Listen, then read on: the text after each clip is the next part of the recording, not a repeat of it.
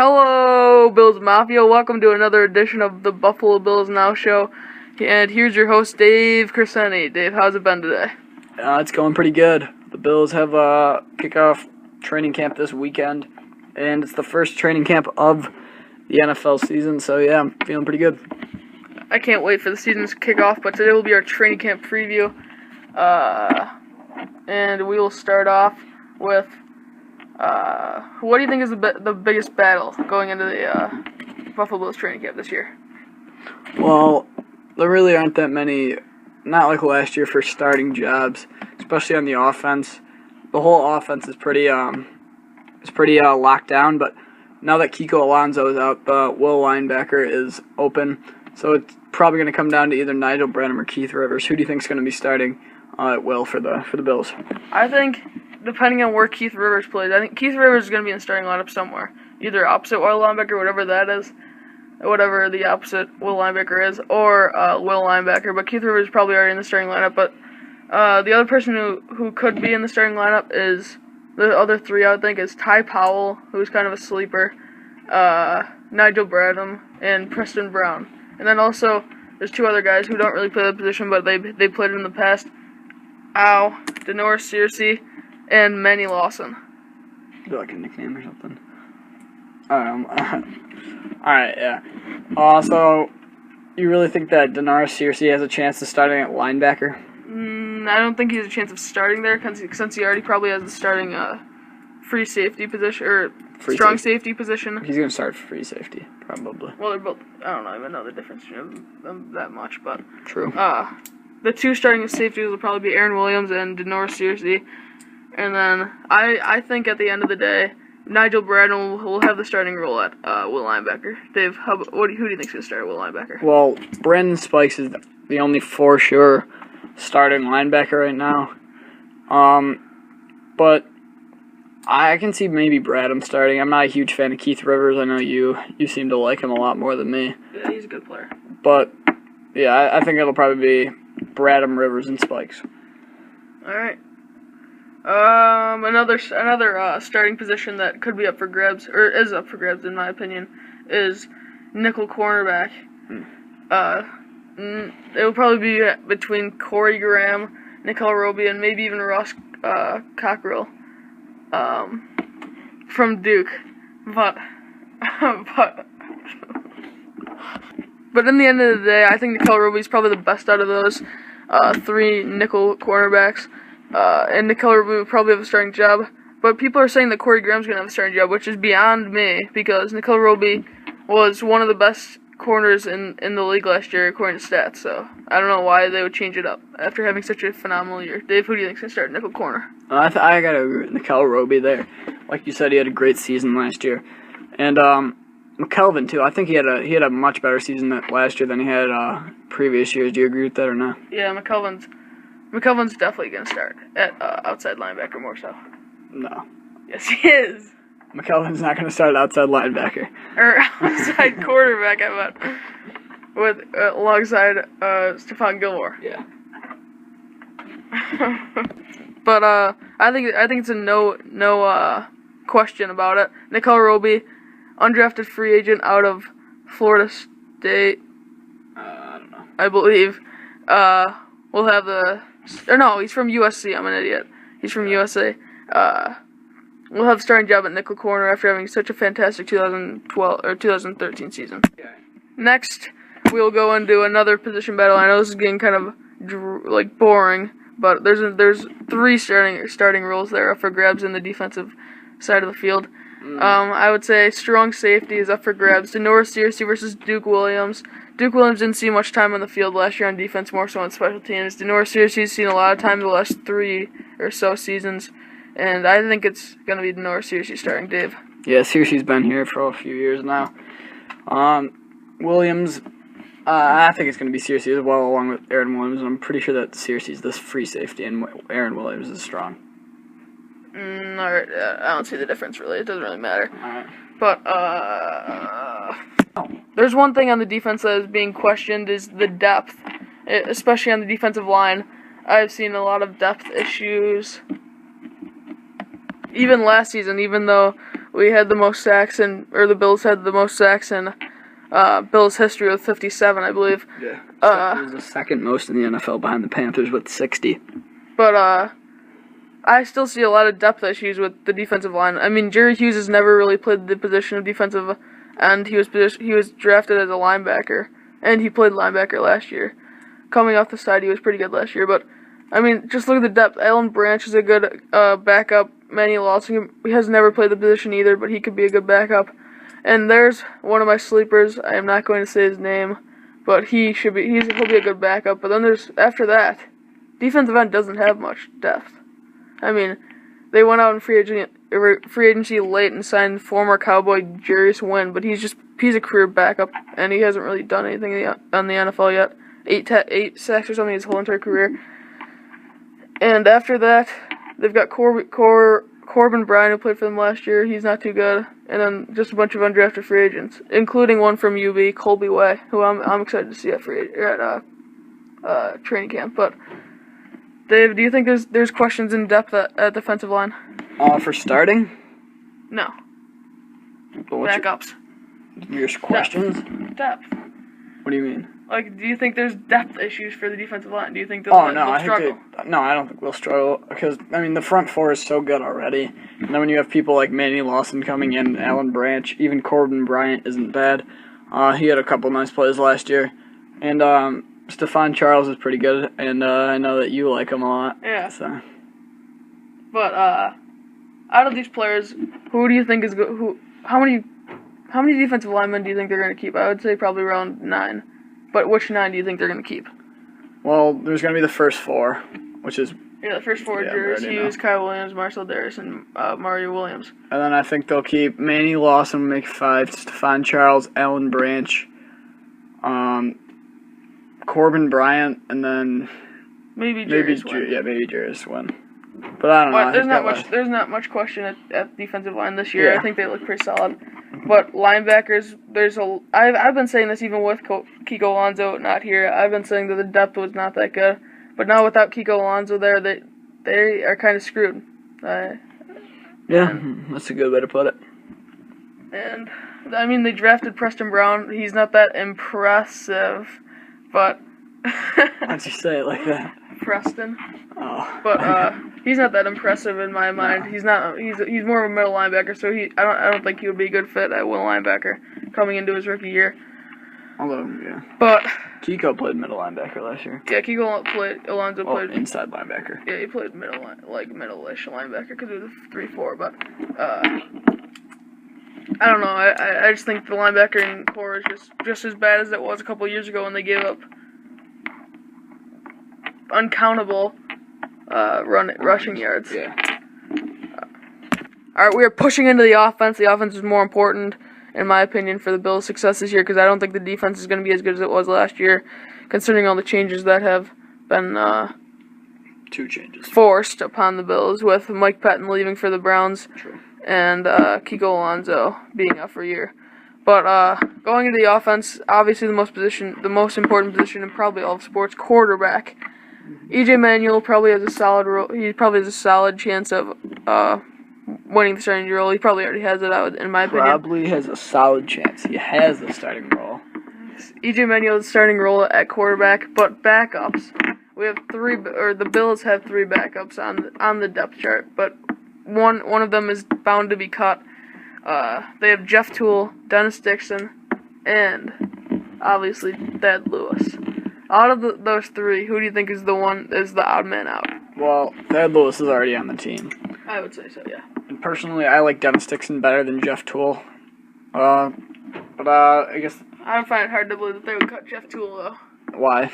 They've been developing him for 1 year, I guess. But yeah, it depends what happens in camp. But I think if they were choosing now, they'd go with Jeff Toole. But I think Dennis Dixon's the better player. Do you think the active roster will have 3 quarterbacks on it? Yeah, 3. Do you think they'll dress 3 each week? Yeah. All right. So, who do you think's gonna win the second backup, the immediate backup? Thad Lewis, just like last season. Yeah, I would say Thad Lewis too. Thad Lewis did. There wasn't that big of a. Yeah, I know what you mean. Like in between him and EJ Manuel, there was not that big of a That's not good. push. That's not good, and it's not really bad. It's kind of bad when your franchise quarterback isn't. He was a rookie though, and he said in NFL Network that he feels a lot stronger. So I believe him. I don't believe him, but What? Why would he say he feels weaker? True. Why would he say he wasn't? He said I'm 100%. I feel stronger. Why would you say anything else? It's cliche. Who gives a shit? I'm sorry, but really, who cares if you're gonna say I feel stronger, I'm a better athlete, blah blah blah. That's why I'd rather watch paint like dry on the wall. That's an expression. You kind of ruined it though. I'd rather watch paint dry on the wall. I would rather do that than listen to EJ Manuel talk his cliche bullshit. All players are like that. They're like, yeah, I'm just gonna go out there. I'm gonna give it all I have. And I'm 100% each week. Even if I have a torn ACL, I'm 100%. I feel stronger no one's gonna say than I did week 1. Yeah, I'm gonna. Blah, blah, blah. No one's gonna say, yeah, I'm gonna go up. Maybe give 60%. Maybe 40. I'm feeling about. Maybe if I feel like it, I'll try. I don't know. Yeah. Well, my worst favorite question that they ask: how do you think your team's gonna be this year, before the season starts? Or when they What are they going to say? I think we're going to lose in the first round of playoffs. I don't think we're going to make the playoffs. No, they're going to say we're going to win the Super Bowl. I guess. Yeah. Or like. We've got a lot of work to do. But I think at the end of the day, the Buffalo Bills are going to be holding a Super Bowl. Or when they're like, so what do you think of Sammy Watkins, DJ? Well, he's a horrible receiver. I haven't connected with that at all. And they're training in the OTAs. I hate him as a guy. And I just think he's a complete douchebag. He's not going to say that. It's true. But moving on, let's talk about running backs. It's a very stacked position for the Bills, in my opinion. Yeah. They have two of the best in the business, two of the highest paid in the business. I've read a couple articles about how they're pretty much overpaid compared to everyone else. But Spiller is making a lot of money, and so is Fred Jackson. I think for a good reason. They're two of the best running backs in the league. But out of those two, who do you think's going to have more carries this year? Running or injuries and everything. That's a really good question. More carries is probably going to go to CJ Spiller. More touchdowns will go to Fred Jackson, and I think more yards will also go to CJ Spiller. But then there's also Bryce Brown, who I find a very not a deep sleeper, but I find a very good player. He's only I've read another article. He's only had 249 carries since high school. He was a backup in college. Yeah. He was a backup in college, wherever he went. I don't know where he went. And they came in the NFL, and he had a pretty good year with the Philadelphia Eagles, despite the fumbles in his rookie year. But now he's up with the Bills after a trade with the Eagles. And I think he can make a lot of big plays for the Bills this year. Well, Bryce Brown is more of a long-term option for the Bills, along with Anthony Dixon more. That's why I think they'll keep all four of those running backs, because there's a good chance that both Fred Jackson and CJ Spiller aren't on the Bills roster next year. Yeah. Jackson more likely than Spiller. But say both of those guys are gone, you need an option. I think Bryce Brown and Anthony Dixon would be a nice duo there. Obviously not as good as we have now, but still would be a very solid running back duo. But what I'm thinking is if Fred Jackson doesn't show... Last year was probably his best year of his whole full season of his career. Well, besides 2011 when he started off with it. Fred Jackson had like 900 yards in 9 games or 10 games or something. Something like that. Yeah, but then he tore his ACL or he broke his leg. I think. Yeah, he broke his leg, and he was out for a year. But that was probably his best full season of his career. And if nothing falls off, why not re-sign him for a year or two? I mean, C.J. Spiller had a pretty pathetic year. I know injuries hurt him last year, but he didn't have a good season last year. No. Fred Jackson had a fantastic season, and Bryce Brown and Anthony Dixon, that's a lot of depth. Yeah. If somebody gets injured, they've got two guys behind them that can make plays. Okay, so who's number one on the depth chart going into the season? C.J. Spiller, Fred Jackson, Bryce Brown, and if Anthony Dixon makes the team, then Anthony Dixon. So they have 4 number one guys. Yeah. I said who's the number one running back? I said that was order. Like C.J. Spiller, then Fred Jackson, then. I have it right there. I know, but I said who's the number one guy, and you said everybody. Well, they're all going to get a lot of touches. I would say each of them gets 20-plus touches this year. Well, yeah, that's not that much. Kind of is. 20 touches. It's more than probably anybody's ever done with 4 different running backs. Spiller and Jackson will get those in 2 weeks. With no injuries, I would say that the Bills will have. And Shard Choice got in there a couple times when he was on the Bills. Yeah, he was actually very solid 2 years. I think it was last year. He was on the team last year. Yeah, and then he got cut. Yeah, but maybe. Yeah, he got cut in the middle of the season. I remember because I remember Fred Jackson and Steve Spiller wore number 20 in the practice, just to show that they hate the Bills and shit. It's good. Just to show that they hate the Bills. All right, so nothing at fullback, right? Evan Rodriguez is a camp body. I don't know. He'll just get cut. I don't know. I think it's arguable. You think there's Evan Rodriguez was a 2nd-round pick as a fullback. Really? Yes. You think for the Chicago Bears? He's a druggie. Don't get me wrong. His name is Rodriguez. However, I'm just kidding about that. But Evan Rodriguez has had some drug problems in the past. No joke about it. And Frank Summers has just been a hard worker throughout his whole entire 1-year career. Frank the Tank. I mean, he had a couple of really nice rushes last year. A couple of touchdowns. One against the Jags. One against the. Fullback's got to be the best position because when you get that 3-yard touchdown run, everybody loves you. However, I'm just kidding. That's a good point. But I mean, one of these two guys, whoever can block for little tiny shrimp CJ Spiller. Wow. Whoever can block for him, clear the whole path because he can't break a tackle for his life. He's fast. He's fast. He can make big plays, but that doesn't happen often. He loses a lot of yards. Because he runs to the outside, and then if he gets it, he'll get 10 yards. He cuts to the outside. The people are in front of him. Go all the way around, lose 10 yards. It's retarded. Retarded. Or like when he runs one side and there's nowhere to go, so he turns around and tries to go to the other side and gets tackled. It happened. It's worked like once or twice in his whole entire career. Although when you do that, it makes you look amazing. Yeah. But, let's move over to wide receiver. This is a very interesting position for the Bills. Is it? Not really. I think it is. Nothing that's going to affect the field. It is. I feel like the playing Marquise field's basically set. Who? One Sammy Watkins and then Robert Woods on the other side. No. Robert Woods is playing set a lot. So Mike Williams. Mike Williams is on the outside and so is Sammy Watkins. All right, then Mike Williams. And then you got Goodwin to come in for a nice deep ball or something like that. And those are going to be your 4 guys you're going to see the most. Then you'll see TJ Graham out there a little bit. And probably Marcus Easley is going to make the team. And maybe Chris Hogan. I actually like Kevin Elliott making the team. However. Because last year he was put in the IR in training camp. Why would they keep a guy that tore his ACL if they didn't think there was something out of him? I think it's no doubt that Kevin Elliott's going to make the team.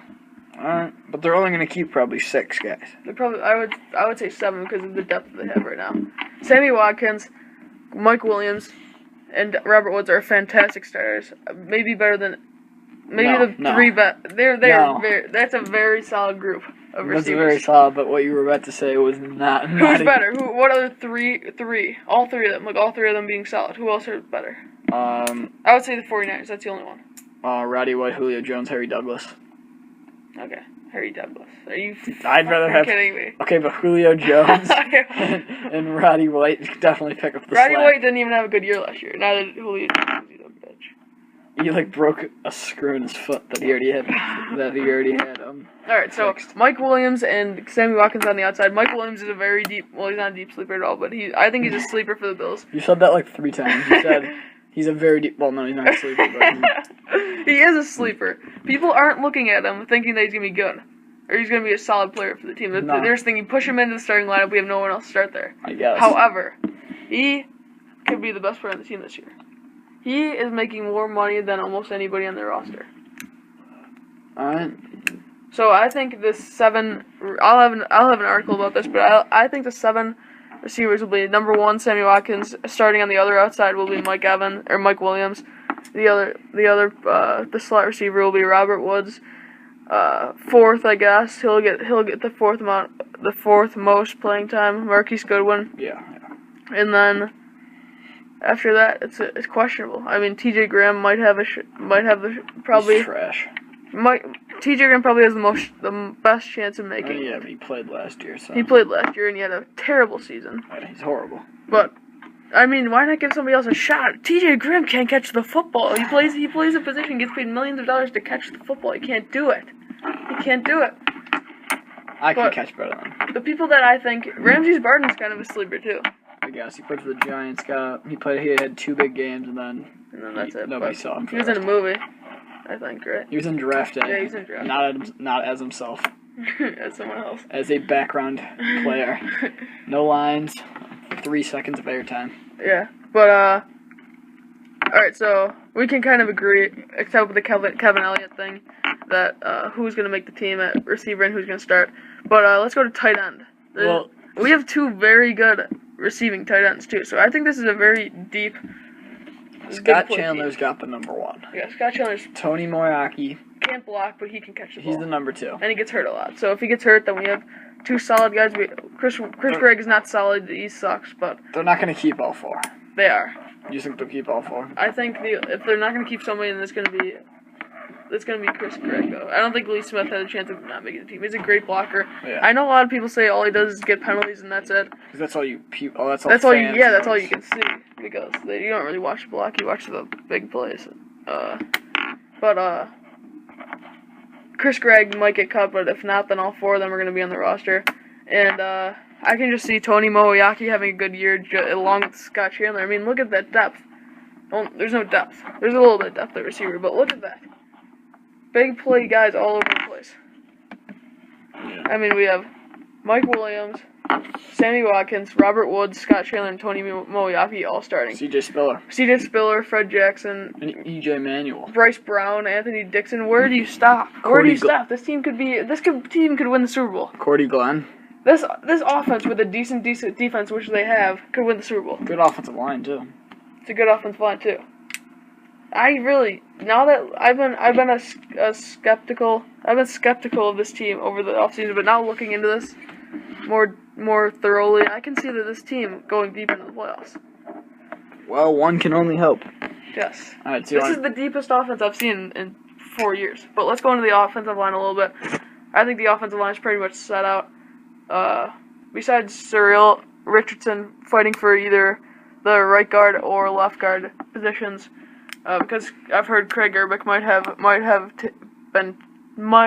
have his job taken from him by either Chris Harrison or Cyril Richardson. But Cyrus Kwanjo is probably the right tackle. Cordy Glenn's the best left tackle in the NFL. Well, Eric Wood's top 10 centers, and Chris Williams is pretty solid. Yeah, Cyrus Kwanjo is probably going to start. Yeah. Right tackle better than last year, so. Cyril Richardson's probably going to be very good. He's from Baylor. Tennessee. I'm pretty sure. Baylor. I'll look it up. I think the other guy's from Tennessee. Who? Kwanjo? Kwanjo's from... No, not Kwanjo. The other guy that we drafted. Can't remember his name. Henderson is from Baylor, told you. Damn it. But Cyril Richardson from Baylor. And then we also have Chantrell, I remember his name, Chantrell Henderson, who's a scumbag. He does drugs, he shoots people. That's good. Up at the clubs. But I mean, he's a bum. But if he picks up his life, then he could be a solid backup for either Cyrus Kwanjo or Cordy Glenn at tackle. But out of these guys, who do you think is going to be cut? Besides the Mark Asper, who will likely be cut, he's a good guy. I met him. But Edwin Kaufman, and Antoine McLean, maybe J.J. Unga, Chris Harrison, who's a bum, Eric Paris. Who do you think is going to be? Who are the sleepers to be cut? I would say Eric Paris, Chris Harrison, Chantrell Henderson, even though he's a rookie, and Doug Legursky. I would say those 4 might get cut. Doug Legursky is... He was solid last year, but solid at a terrible position. He's also very... Colin Brown started at left tackle last year. Colin Brown is a bum.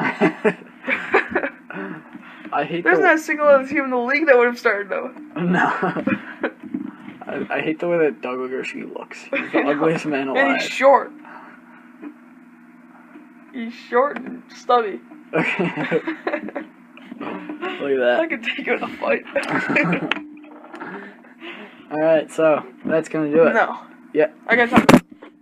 Dave, to finish it off, who are your top 2 breakout players? Who do you think will break out for the Bills? Maybe guys that people in Buffalo don't even know about will have a great season. Maybe help this team get to their first playoff berth in 14 years. That's a good question there. I'm gonna go with one. I think that Mike Williams will be a bigger part to the team than people expect him to be. What do you say about that one? Yeah, I think Mike Williams is going to be a very good receiver for the Bills. He might actually be the number 1 at the end of the season, even though Sammy Watkins is drafted 4th overall. I can still see Mike Williams having a more productive season than him in their rookie season with the Bills. But my one guy that I can see having a great impact with the Bills is Bryce Brown. Yeah. I just can see him having a great season. As he's having his first season with the Bills after decent season with the Philadelphia Eagles. We traded him for a 4th round pick, which isn't that big of a deal. But 5th round pick. 4th. 5th. Conditional 4th. 5th. It's a 4th round pick. It's a 5th round pick, isn't it? Literally no, it's a 4th round pick. I think. Look it up. It was a 5th. I'm pretty sure it was a 4th. I'm pretty sure it was a 4th. But yeah, I can see Bryce Brown having a good impact in both the passing game and the rushing game. Yeah, because he's another one of those guys who can catch the ball. But how many touches a game do you think you could see Bryce Brown getting? Touches a game, I could see 5 to 10, depending on the day. Yeah. Really, you think he'll get up to 10 carries? Touches. Just think about it. We could put 3. You know what we could do? What the Buffalo Bills could do with these running backs? They could line up 3 at a time.